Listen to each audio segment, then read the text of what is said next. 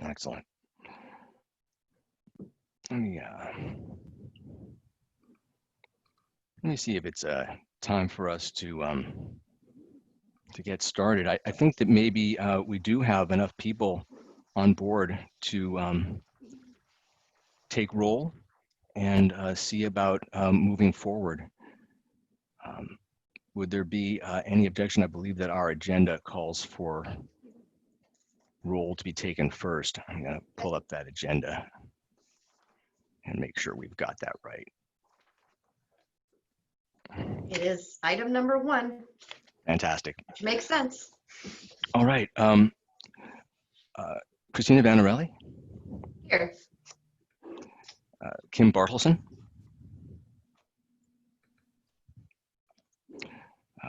Will Bishelli. I am present. All right. Deborah Myers. Sorry, I was muted here. Hi, Deborah. Hi. Thanks. Christian Schreiber. Here. Hi, Chris. Dan, Kim Bartleson just joined, or she's muted. Oh, she's unmuted now. I'm going to try this again. Kim Bartleson. Howdy. Hi, Kim. Good to hear from you. Nice to see you all. Judge Jaskell.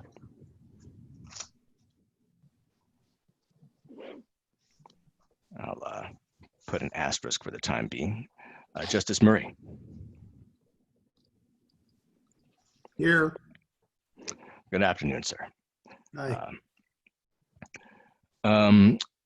Selena Copeland, I heard that she was having a busy afternoon and might only be able to join us late, but has a liaison joined us?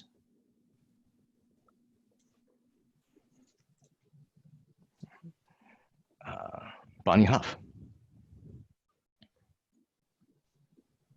Sorry, yes, I'm here. Good afternoon, Bonnie. Good afternoon, Dan. Debbie Manning.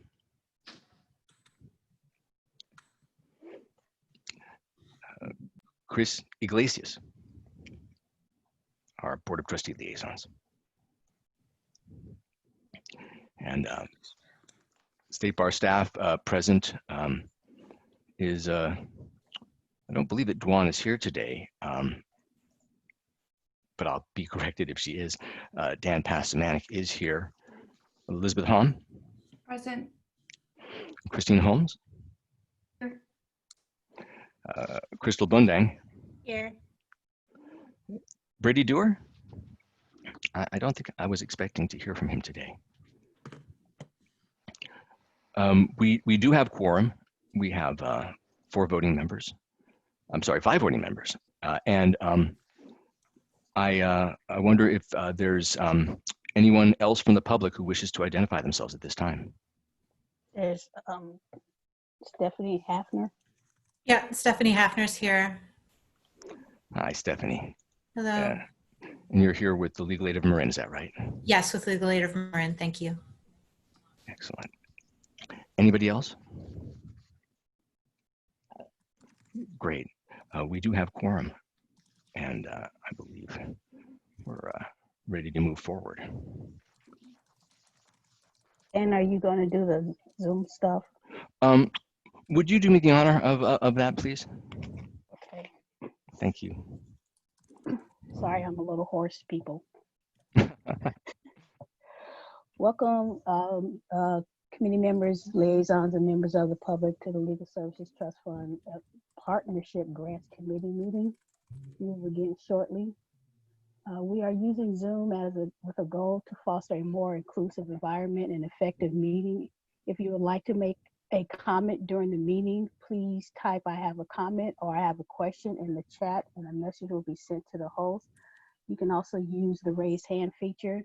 In an effort for transparency for all those joining this public meeting, whether by phone or by Zoom, we request that you refrain from having side conversations on the chat about the content of the meeting. Again, the chat feature is utilized simply as a tool for you to virtually indicate that you would like to speak in order to help the chair facilitate the discussion.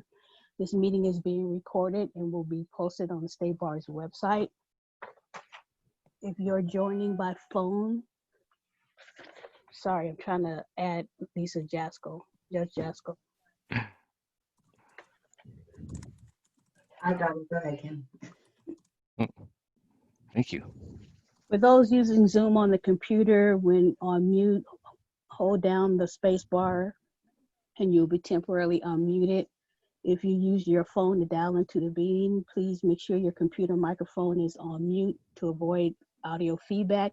While joining the audio via computer, it is highly recommended if as an individual loses audio, you can connect to the meeting by phone using the Zoom conference number. Thank you. Thank you, Kim. And with that, I believe that we're moving into item 2 of the agenda.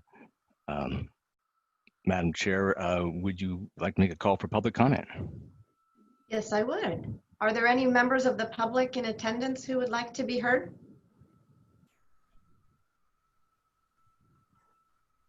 Okay, hearing none. We Excellent. can move on to item 3. I'm sorry, Stephanie Hafner has raised her hand.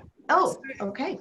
I'm new to this process. Stephanie Hafner with Legal Aid of Marin. I've not had the pleasure or reason to join a committee meeting. So I just wanted to say that I'm here to answer any questions about our application. That is my only comment.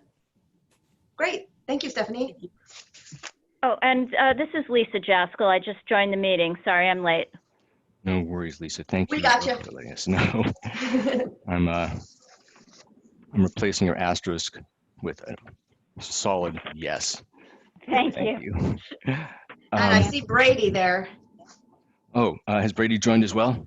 I see him. Yeah. Great, because your We need him. your item of concern has just come up. Brady, we were reaching item 3 on the agenda, and I know that you've just shared some information with me about the summary and action items from June 26th. Yeah, I could propose the amendment there. Great. Why don't you tell us what's on your mind about that, please? Sure.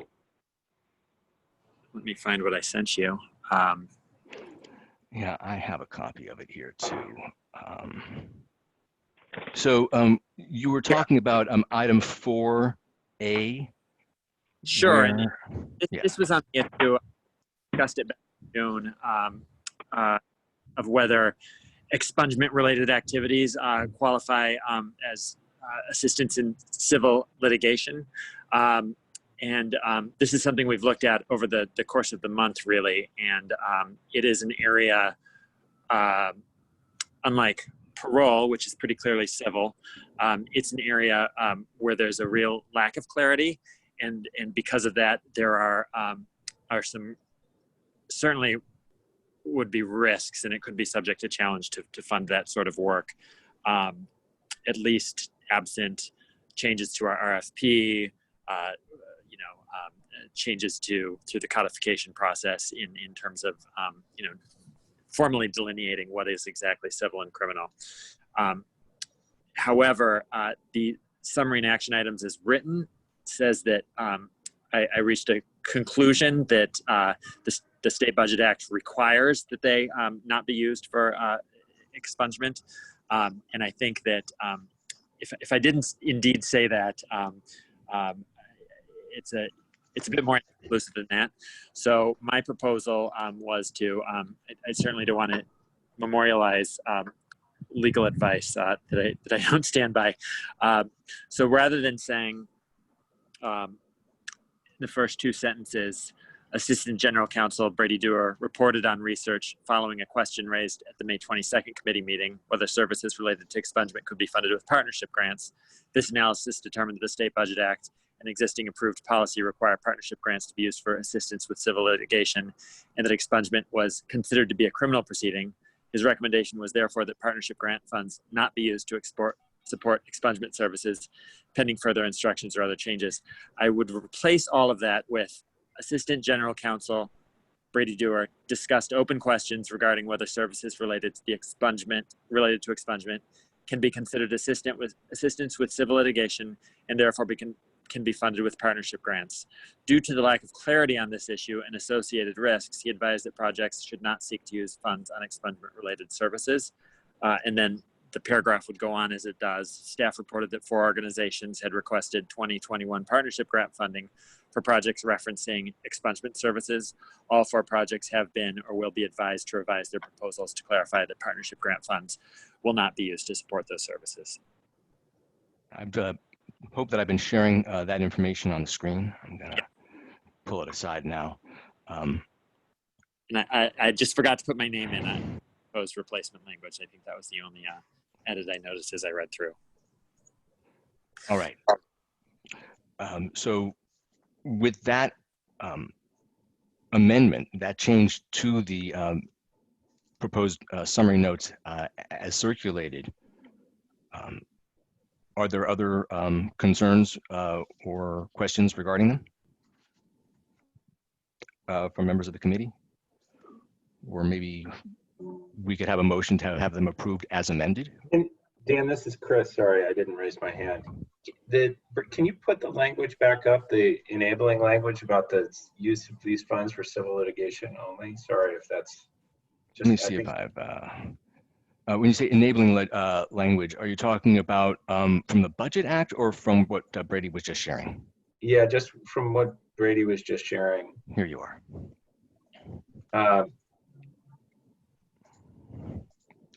Striking what's in yellow, replacing what's on top. This and so these the part there, Brady, that says the State Budget Act and existing approved policy require partnership grants to be used for assistance with civil litigation. That remains true, but that won't be part of this discussion and action item. Is that correct? Well, here's the thing, and this is why I don't want to be memorializing evidence. The best argument is that where we are now, that the State Budget Act also refers to, or refers back to the IALTA Act, which bars using funding on criminal proceedings.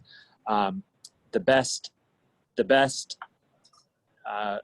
argument using the plain language of the law is that criminal proceedings include expungement. Expungement is a dismissal that's filed in your actual criminal case. You go back into your criminal docket, you file a dismissal under the penal code.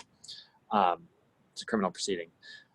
However, interpreting similar language in the LSC Act at the federal level, the Legal Services Corporation, through public rulemaking, came up with a very much narrower definition of what a criminal proceeding is that would allow expungement not to be considered criminal. We have not gone through any sort of rulemaking on this. There's no state bar rule. There's no guidelines that define criminal proceedings so narrowly. And I don't want to tie codification's hands by saying the Act doesn't allow that. Maybe the Act provides enough leeway that through regulation we could change the definition, and a court that might apply the plain language to say, oh, criminal is criminal, might apply deference to a regulation that interprets it somewhat differently. So again, it's a very open question. It's much better that unless we had a rule defining criminal proceedings narrowly and defining civil broadly. Until that's done, it would be better if we don't have programs pushing that. And I believe that Will Bichelli has also raised his hand. Yeah, I just, I realize we're discussing an amendment to modify the meeting summary, but I'm not sure how to express my concern here that we dropped this opinion that de facto changes the policy of programs that we've been funding really quickly, and it seems to have caused a lot of changes, and that it's not the ideal way of conducting business, and how we can get clarity to the programs about what we are going to do going forward and why. I don't know if that has to be agendized separately, and then we can have a conversation. So that's something that caught. Go ahead, Dawn. Elizabeth. Oh, sorry. So I just, yes, just to respond to Will, because this issue came up and we did, Brady helped us look into it, and we, learned this information, we couldn't like unknow it. And so that's why we had to reach out to the applicants to carve out the expungement piece. And then as you know, with Legal Aid of Marin's application, they actually revised their entire application. And so because we think that it needs to have a closer look for many of the reasons that Brady just stated. And we don't want to kind of go over the codification process. And we want to have community input on this because there is a lot of discussion that because LSC allows this work, we're going to try to have it early on in the codification process, but because we paused codification, we couldn't do anything so quickly to impact these particular applications. Okay, I appreciate that. I just feel that's a really, to put programs in that sort of position seems really just not a good thing. Mm-hmm. And I don't know, I understand the concerns that we can't unknow it, and that makes a lot of sense to me. But if we have a status quo and we change it suddenly like that, it's very concerning to me. But I'm going to leave it there. We can move on. And I think we will be addressing it pretty quickly in the codification process, and there will be plenty of opportunity for discussion. So.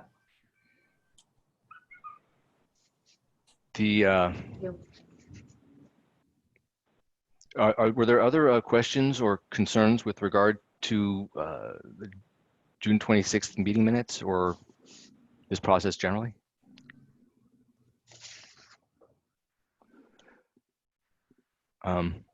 I've taken the language from Brady's email and I've pasted it into our vote tally form. So that specific language that we saw on the screen will be part of any motion that gets made, but none is yet on the table to approve the meeting summary as amended. This is You added my name to it, Dan. Shall I say Assistant General Counsel Brady Dewar?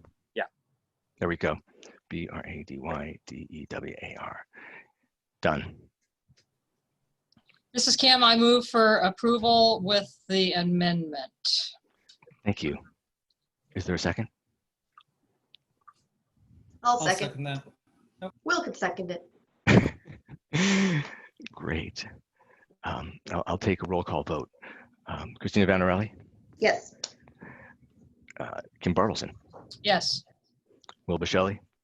Yes. Deborah Myers? Yes. Chris Schreiber? Yes. Thank you.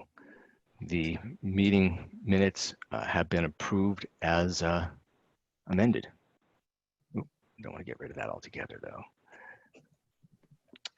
I believe that brings us to the next phase of our agenda, being the discussion and action items. And I think that there's even a bit of a PowerPoint on that, if I could make free to share it with you all for just a moment.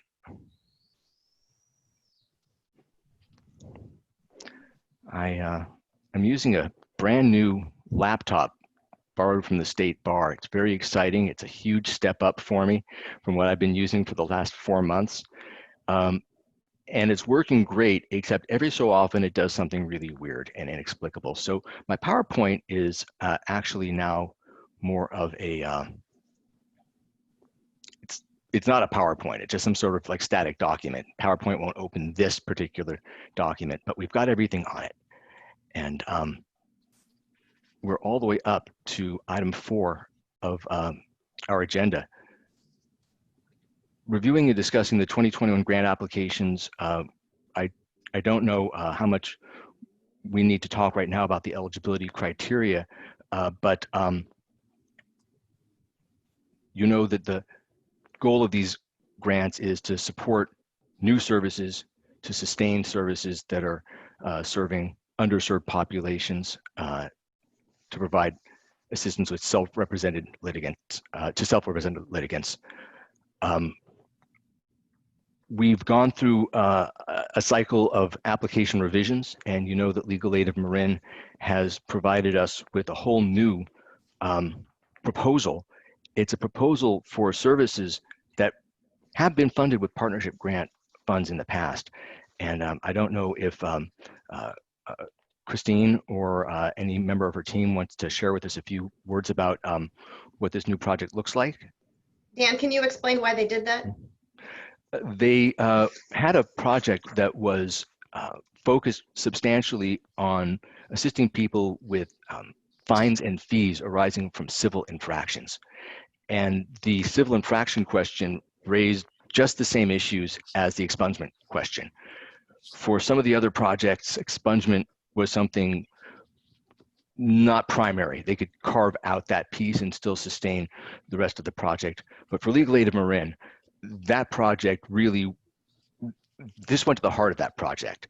And given the concerns that were raised that we just heard from Office of General Counsel, they opted to shift our funding attention to this other project that has a pretty long history of providing services for self-represented litigants.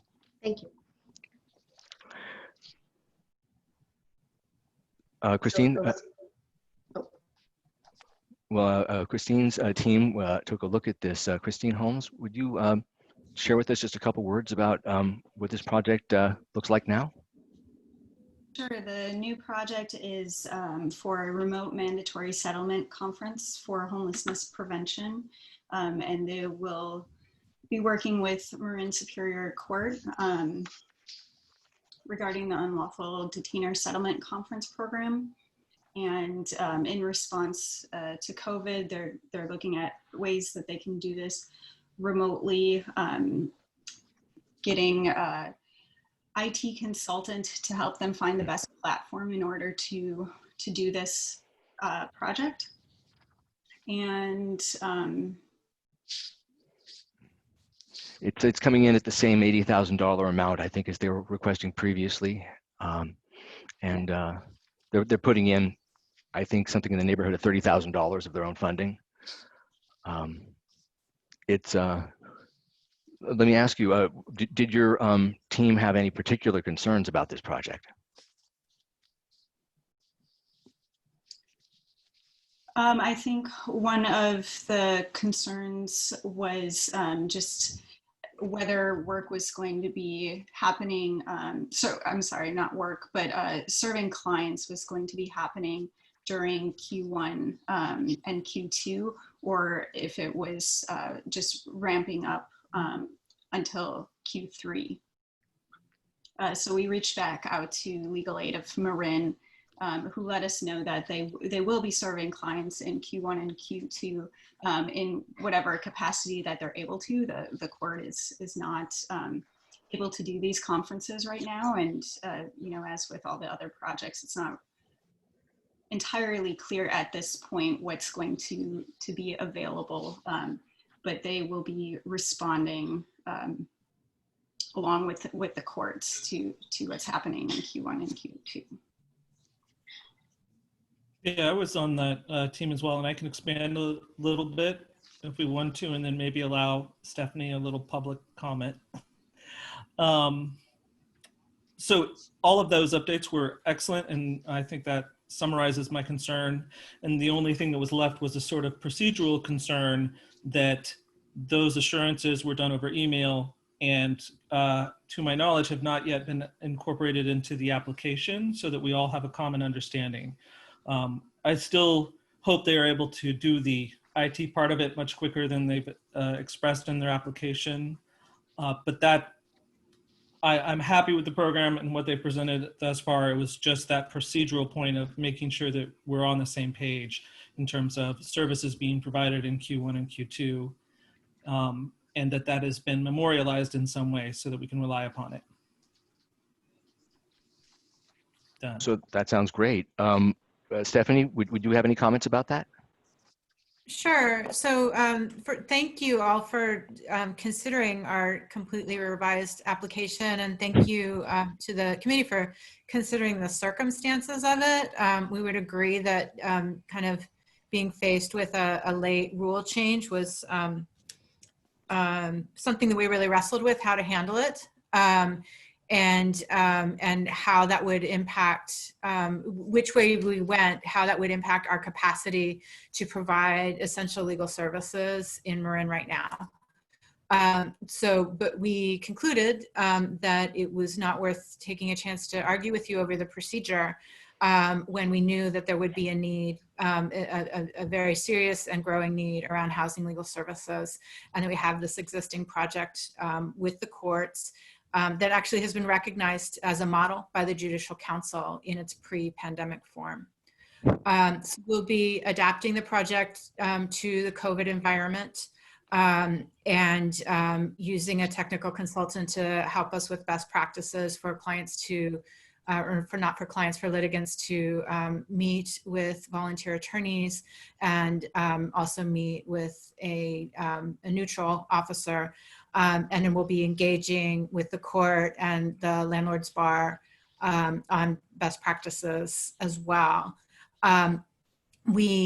As far as services to clients, to litigants, and the services that will be provided in Q1 and Q2, it is difficult to predict because we don't know how open the courts will be.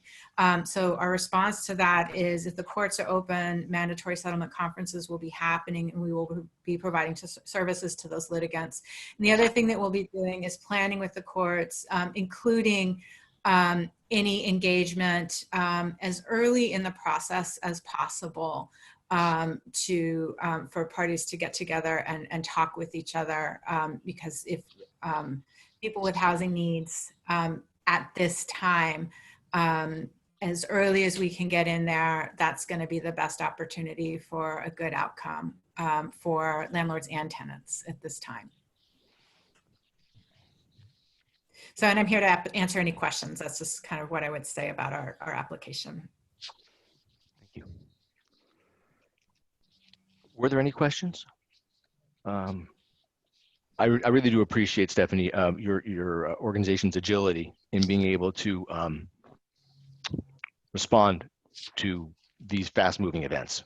I think we were all kind of caught by surprise by the way this turned out.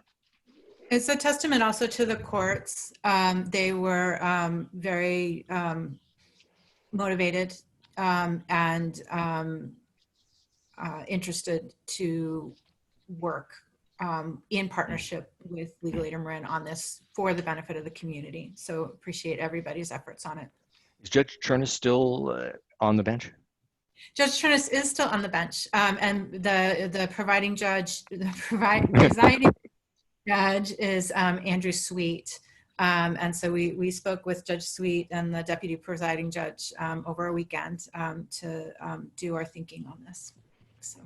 Just for background, Judge Chernus used to be the executive director of Legal Aid of Marin and the father of this particular project. So yes. There's some nice lineage, I guess. One other project provided some significant changes in the revision process.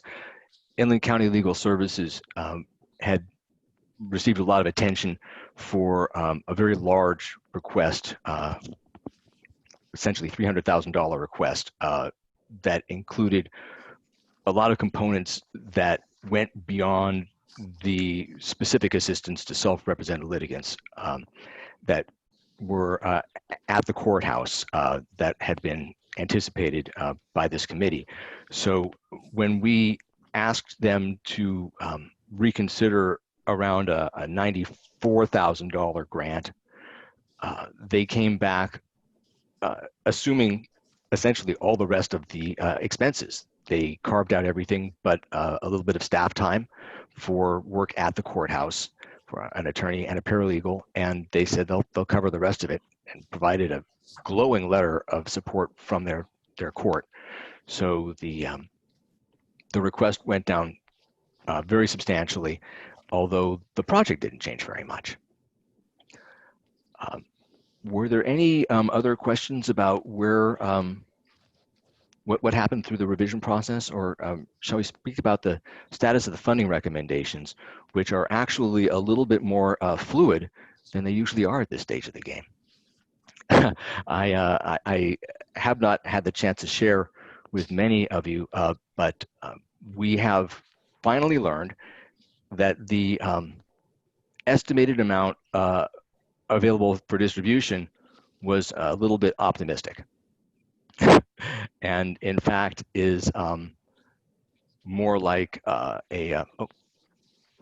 was there a I thought I just saw a comment from I'm sorry, it's I thought I saw a Zoom comment there for a moment. The amount available for distribution has gone down because the amount of filing fees, I'm sorry, hasn't met with expectations. Regrettably, this puts us in a position of needing to carve some funds out of the recommendations that we've already made. And we've been working on ways of trying to do that.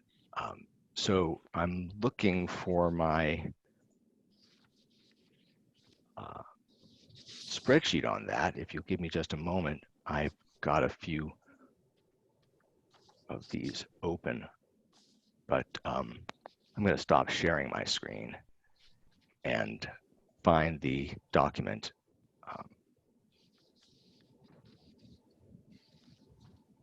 that we've just been working on. Sorry to keep you paused on this.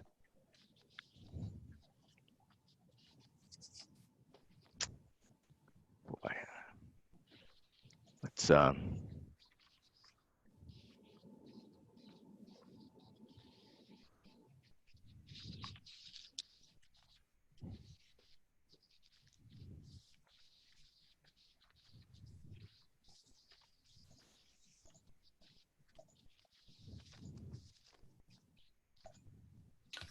While you're looking, yes. Can anyone perhaps explain how the haircut has been given in the past? What's the usual procedure? I don't know that there is a precedent for this. We usually have a pretty good idea of what we're funding when we get to it, but this time we didn't. I'm going to take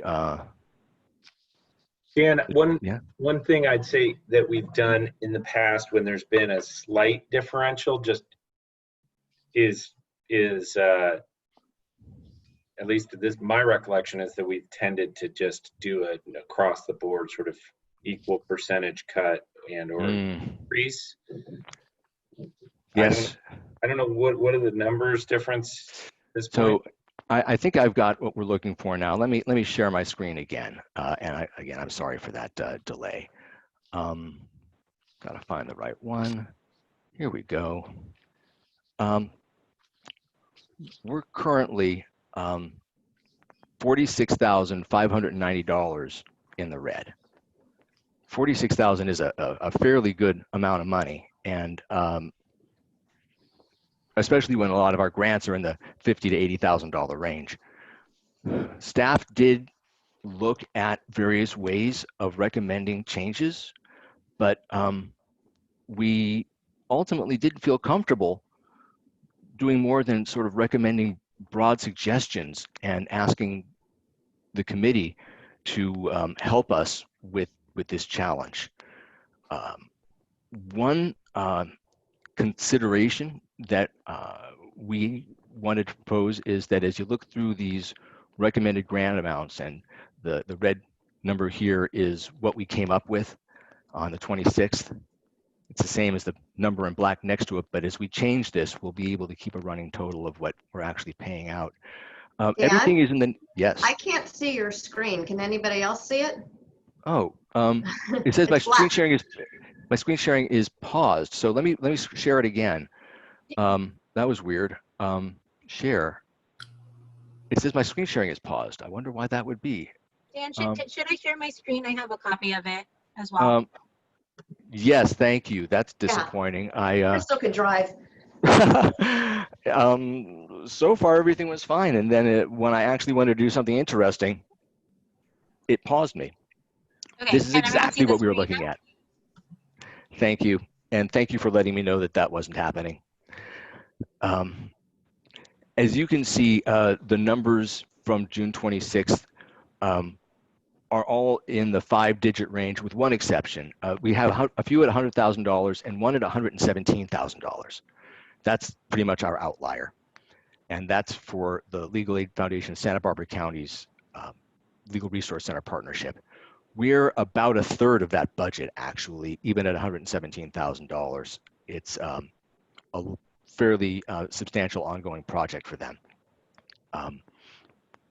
One of staff's suggestions would be that if we set an arbitrary limit of $100,000 as the maximum grant this year, that would get us close to halfway to the amount that we'd need to cut. But it would be an arbitrary decision. And there are a handful of projects that were among the last to receive sort of the funding that we had available as we were adding in. They were not the first ones to get added. So we wanted to come back and ask whether you had direction for us how to pull $46,540, I think, out. This chart will keep a running total $590 out. It'll let us know how much we spent and how much we've saved as we go. Can I, so this, sorry, I'm raising my hand. So if you add a column for that basically reflects, sorry, I'm gonna kind of Excel geek out on you here. But if you basically take whatever F is. That's the same as we came up with last time. And we're going to start changing that. As we change it, it'll show the difference in G. Right, but what I'm saying is that if you take what our recommendation is, whatever, I'm not sure if it's E or F there, but I think it's, yeah, E. So take E, 80, and divide 80 by the total funding that we have, which will give you a prorated percentage of that particular grant. And then multiply that percentage by the 46,000 that we need to cut. And then everybody takes a prorated haircut equal to their overall percentage of the amount being funded. Now that, I will suggest, is going to give you a fairly exact number, which we have shied away from in the past, doing like a non-round number recommendations. So we might need to just adjust there, but I think that's, in my opinion, that would be an equitable way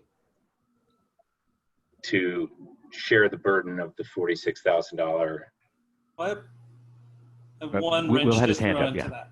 Yeah, I think the idea of sharing it makes a lot of sense to me. My one concern is, in all of my reading, we're supposed to be prioritizing based on certain factors. And it seems to me that the tier 1 priority, I believe we had 3 tiers in our last meeting, we really should be avoiding cutting them at all. And then the other programs should take maybe a ratio hit based on the tier as we've prioritized them, so that programs we've acknowledged that are in the high priority based on the requirements, we can fully fund them. Except, haven't we done that already? Suggestion. Haven't we done that already, though? I mean, we made funding decisions and considered those tierings. And so those funding decisions have already been sort of adjudicated. It's just we were using the wrong ceiling the ceiling's $46,000 lower. So this doesn't actually change any of those tierings. This is just a way to account for the deficit. So weren't there a couple of programs we decided to fund or fund more just for the reason that we had the additional funds? Am I misrecollecting that? I want to make sure I understand the question. Yeah. That there were some programs, some projects that received recommended increases to their proposed allocation toward the end of the process, just because there was still money in the pot. I don't think we recommended for anybody more than they asked for. No. But I'm looking at it right now. Is That's that what you were correct. asking, Justice Murray? I think he was asking about filling it in. Yeah. I agree that we did that. I thought there were programs that we weren't going to fund to the extent that we did, except we had money to fill in. Right, I do remember that. And those would have been the category 3 projects, which is kind of what Will was saying. We thought we had extra money, so we gave it to them. And I tend to agree that we should focus on the cuts to those, just reverse what we did. This is Kim, that's my recollection as well. Yeah. So I don't know, it seems like that maybe we should just go to this category 3 or the level C, however we denominated those, and look at those first for the haircut. And this is Elizabeth. Can I just make a comment in response to Chris's comment about the awards being round numbers? We don't have a round number to distribute this year, but it is the state bar's position that we should distribute all of the funds that we have available. And so that would necessitate a non-round number, some awards being non-round. So I hope that the committee will be able to do that. We can do it. Okay. Quit on one of them. Yeah. And once we've broken that barrier, what's to stop us from going all the way across? If I could just respond really quick to Christian, I do agree that we've incorporated that in our funding decisions in the last meeting, but I think if we're going to start making cuts, an across the board cut ignores priorities totally, and some of these programs, especially the tier 1, I think should be fully funded, and then maybe it's a ratio. For every dollar we cut from the tier 2 programs, we could cut $3 from the tier 3 programs, so that we can take into account that priority and make sure that we're doing our best to fully fund the ones that really meet the requirements of this grant, partnership grant. So, I don't know if that makes sense. Yeah, I mean, admittedly, my approach is an efficiency approach, because essentially I'm trying to avoid a relitigation of all of the funding decisions that we had previously made, especially given that we've got, I don't know how many programs? 35 total. How many? 35 applicants right now. Yeah, so, what you're talking about in a prorated cut is essentially a less than $1,000 cut or a $1,200 cut or whatever for everybody. But anyway, we could certainly drill down. Do we still have that tier information or the categories? We do, and it might be worth looking at it again if you want to. The tiers are, not carved in stone. They were assessments, and we might want to look again at who's in 1 and who's in 2. I don't think we need to do that. Fair enough. So we have a tier 1 that I think we're going to hold tight on. It's all projects. They're not all projects seeking first-time funding, but they are all new applications or rural services. And then we've only got 1, 2, 3, 4, 5, 6, 7, 8 that are in tier 3. Would it be all right if I shared my screen? Because I would be able to to show you Hey, one of our Dan, previous before we switch versions. screens, Mhm. is this spreadsheet does it list the applications in the tiered order? No, it doesn't. This is It alphabetical. doesn't? Okay. I had to pull my exhibit from our last meeting. Yeah, I have one from a previous meeting though. And if I may share it, it's actually in tier order. So I'm gonna try to do that myself. Let's see. Here we go. Here we have our tier threes. They included the Justice and Diversity Center, LACPA Council for Justice, Legal Access Alameda, LAPLA, 2 neighborhood legal services, and Public Counsel's Guardianship Clinic. I want to run rapidly now up to the top here and show you who's in tier 1, because tier 1 was set up to include any project that showed up as a new application, but some of these aren't new applications. I would think, for example, the one from Neighborhood Legal Services here, these two, although they hadn't been funded in 12 years, these are existing projects. And I would propose that they not be considered as tier 1 under these circumstances. But that's a question that I'd like to, propose to the committee. Well, we have 2 NLS programs that are in tier 3. Why don't we focus on tier 3? Because I don't want to go through all of these and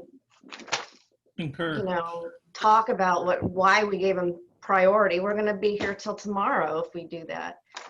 I think our categories are okay unless anybody has strong feelings about any particular project. Are we going to spread the cuts against Bonnie, 3? Oh, sorry.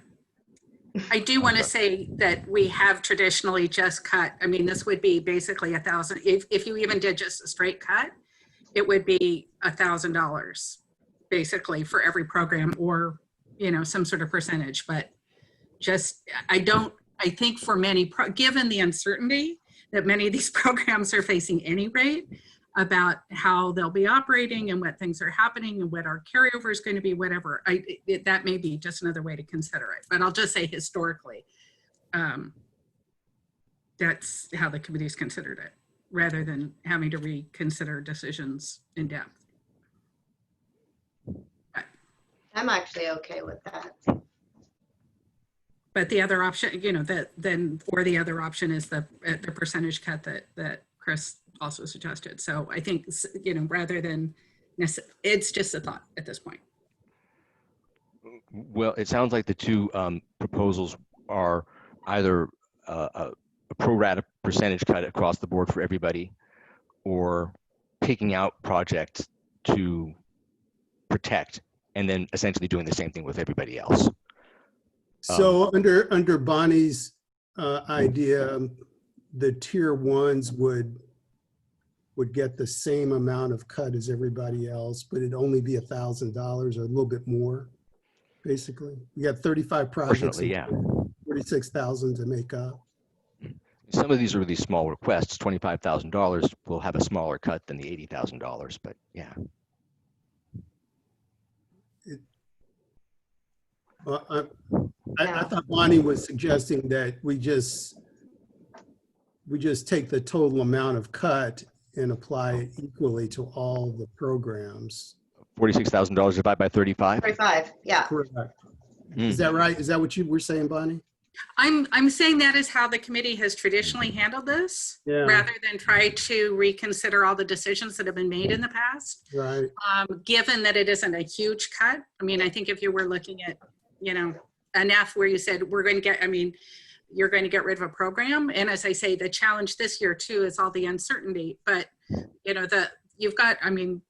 you can decide whatever it is you want to do, but I'm just suggesting that sort of historically how things have been done. And certainly the idea that you could do it by percentage that Chris suggested is another way, or whatever. But yeah, it's like $1,300 Yeah, I have those figures for both the pro rata cut and the even share. I can share my screen back again if that's helpful Oh for the yeah, community to see absolutely. it. Let me get this out of your way.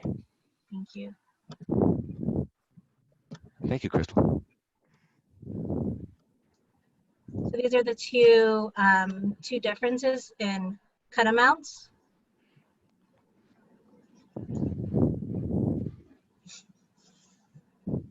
Should I make it bigger? I don't know how big it looks like on everyone else's end. Fine. That looks good. Thank you. Yeah, that's fine for me. I had it shrunk down, but that looks great. Yeah, considering the wide range of amounts requested, I think I'm more comfortable with Chris's suggestion for, in the sake of efficiency, the pro rata cut. I want to make sure my math, my calculations are right. So it's the tentative recommendation divided by the total available for funding times the difference that needs to be reallocated of $46,590. Does that look right to everyone? Yes, it looks right to me. And then you can double check that by, if you sum the total of column F, it should equal the amount of the, yeah, of the cut that you're looking. A little lagged with the share screen, so I will try that. Oh, That's a rounding difference.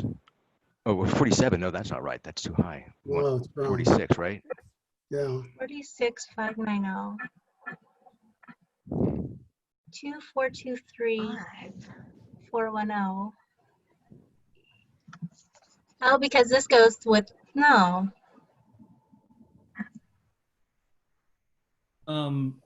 Would it be possible to just approve this in theory and let the math get figured out? Yeah, because it's pretty close what she did. Pretty close. Right. As long as we the suspense is killing me, but it sounds like a workable proposal to allocate the amount that needs to be cut proportionately by the amount already recommended for grants. With that proposal in mind, I think we may be ready to look at. I think I know what the problem is. Oh. Yeah. It should be E5 divided by the higher number, 2,700. Because you're looking at the June 26th divided by. Oh, there you go. Thank you. Brady Who was for that? the win. Was that Brady? Wow, Nice. How many zeros is that? 27. Is that the initial amount? We want 2470, right?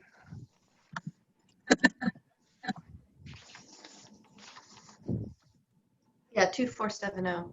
Okay.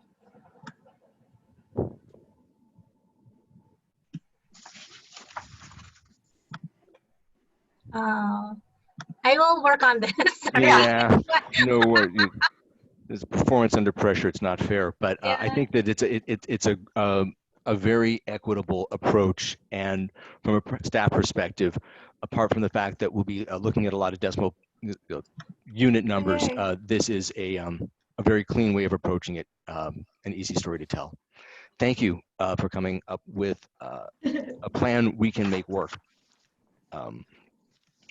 I don't believe that there's anything else on our agenda. I'm gonna see if I can. Did we need to motion to approve that? Yeah, I wanted just to make sure that we weren't skipping anything else that needed to be talked about before that happened. But I believe we actually have covered our bases. So let me find a sheet for tracking a vote tally on this. Okay, everything seems to add up now. Sorry. Oh, great. I'm going to type out, this would be a motion to approve grant recommendations as calculated on 8/11 by proportionately allocating cuts among all previously recommended project.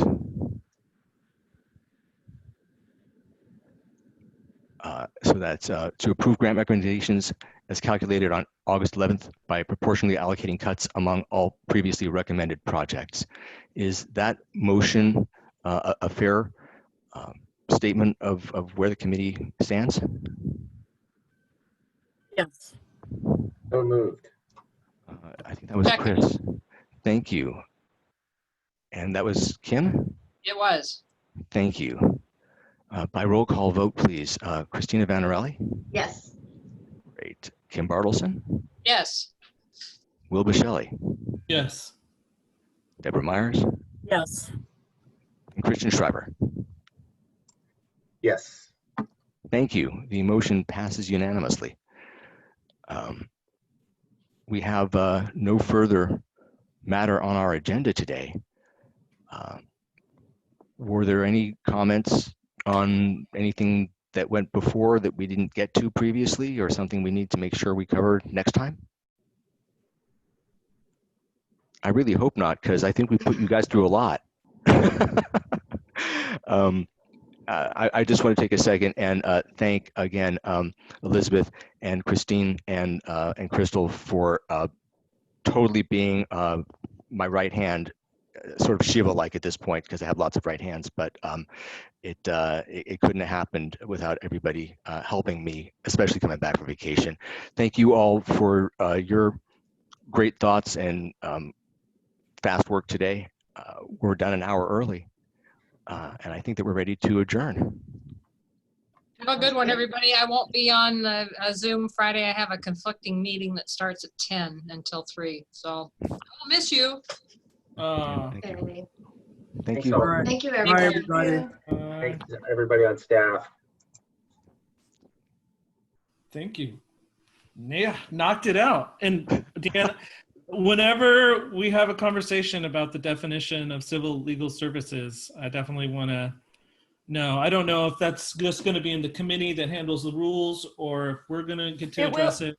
It will be, it will be in the codification. The rules committee will look at it first, but obviously it will go to the commission for discussion at some point. So I think the committee will look at it first, though. Okay. I can listen in on those conversations. Oh yeah, absolutely. Okay. Because I really want to understand, because it to me, there's such civil issues. We use some of them. We use the term civil infraction, those sorts of things that I tend to agree with the broad definition. But I'm open to hearing the other side of that coin. So, all right. Thank you very much, everyone. Thank you. Thank you, Will. Bye. Hey Dan, quick question. Where do I save this on our shared drive? I'm gonna on the stop shared drive. recording us. Okay. Oh yes, please. Is that